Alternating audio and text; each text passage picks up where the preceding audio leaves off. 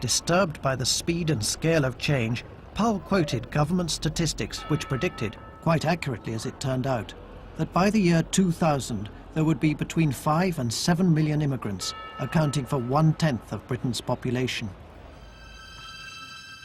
It was, Powell claimed, a total transformation to which there is no parallel in English history. This perpendicular window is late 14th, early 15th century. England was at the heart of his thinking, almost a mystical, romantic, religious view of England.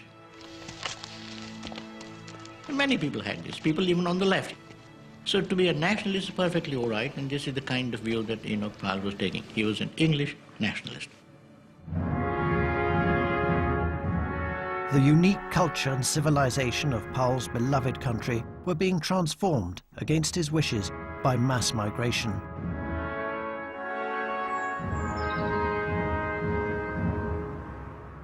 The change was particularly marked in urban areas like his own constituency of Wolverhampton Southwest.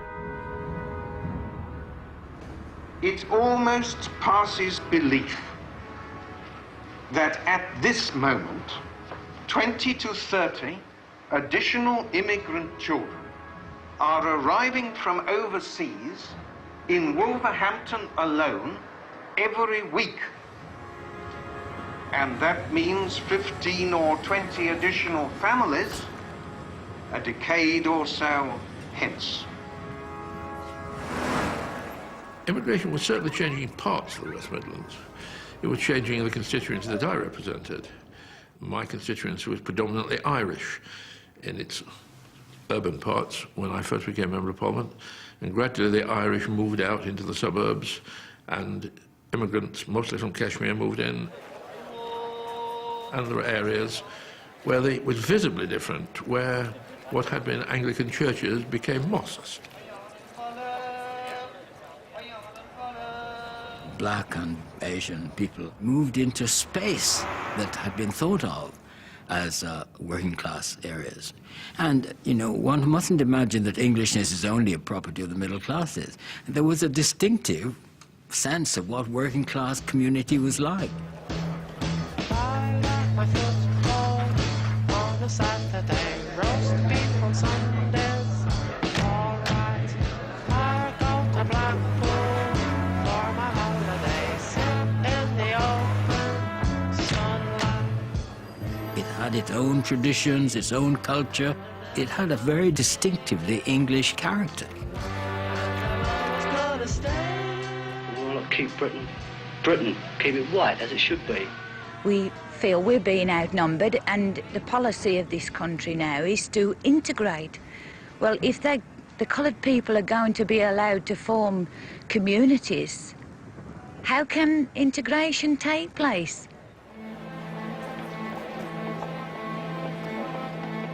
The British people had never been consulted on the unprecedented transformation taking place in their country. The speed and scale of immigration made many feel uneasy. Familiar neighbourhoods were being changed forever.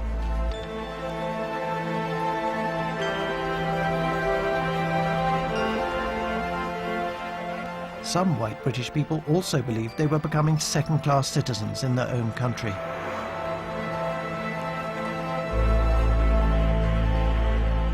Much of Powell's speech was not recorded. The following extract is read by an actor. They found their wives unable to obtain hospital beds in childbirth, their children unable to obtain school places, their homes and neighborhoods changed beyond recognition. They began to hear, as time went by, more and more voices which told them that they were now the unwanted. I walked the streets with my wife and 3 children.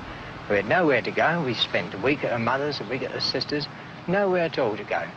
And eventually we found a place, a very dilapidated place. We're still living. It's 100 years old. The roof leaks. It's no good in this day and age for people living.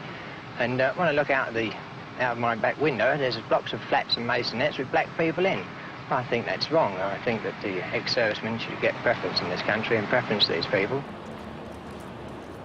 Powell believed that the discrimination his countrymen complained of was about to be made far worse by new legislation which the Labour government was proposing. I can't let you in. I've got 14 English boys in here. 14 English boys? So you don't want... I can't mix. I'm ever so sorry, I would myself, but if I let you come in, all my boys would leave. A new race relations bill would make it illegal to refuse housing, employment or public services to people because of their ethnic background. The legislation was meant to stop the victimization of immigrants, but Powell believed it would result in the victimization of whites instead. His criticism is very clear. This is going to mean that Commonwealth immigrants, meaning blacks and Asians, will be privileged over the locals, because you would not be able to sack them, you would not be allowed to talk about them in a certain language on grounds of being politically incorrect and so on. And secondly, it is going to curtail the individual's freedom to discriminate against whoever he wants. The discrimination and the deprivation, the sense of alarm and of resentment lie not with the immigrant population, but with those among whom they have come and are still coming.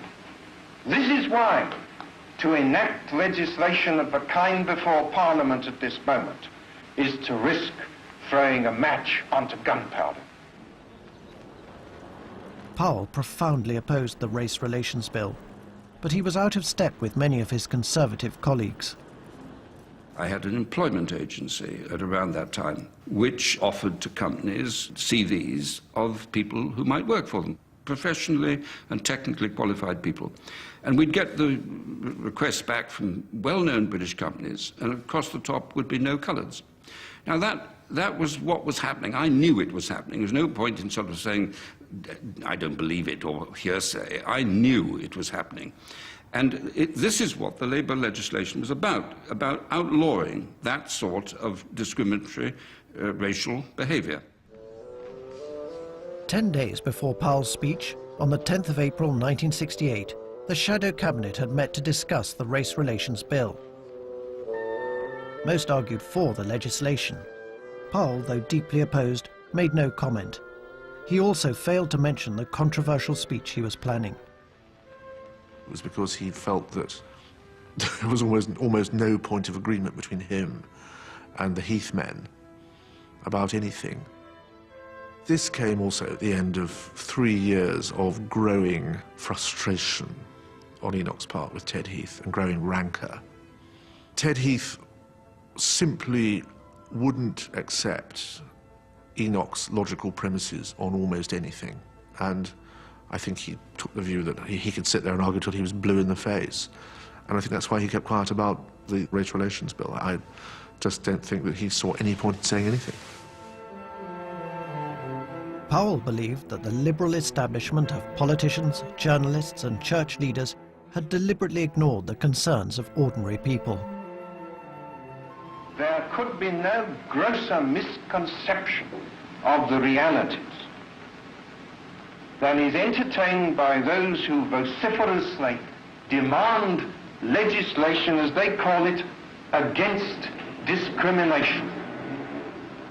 Whether they be leader writers of the same kidney and sometimes on the very same newspapers as those which year after year in the 1930s tried to blind this country to the rising peril which confronted it, or archbishops who live in palaces faring delicately with the bedclothes pulled right up over their heads.